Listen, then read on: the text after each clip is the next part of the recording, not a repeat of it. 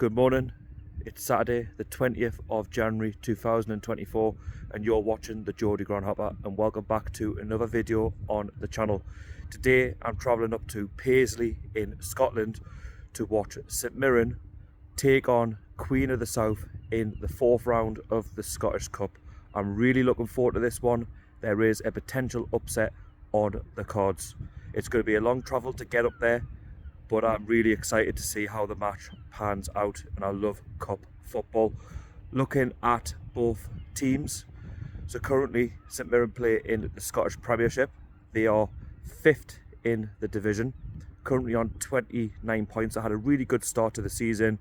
They were around the top 3 for some time, and then recent results have not gone in their favour and they've slowly slipped down the table. But 5th is still good by their standards. They're still, knocking on the door for a European spot, and they are trying to avoid the cup upset this afternoon. As for Queen of the South, they are 2 divisions behind St Mirren.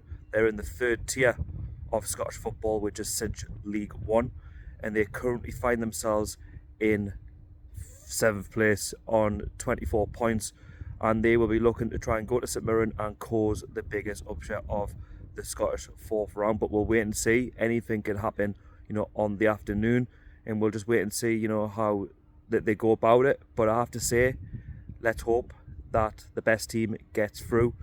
Anyway, if you do go to enjoy the video, please don't forget to like, share and subscribe to the channel. Enjoy the video.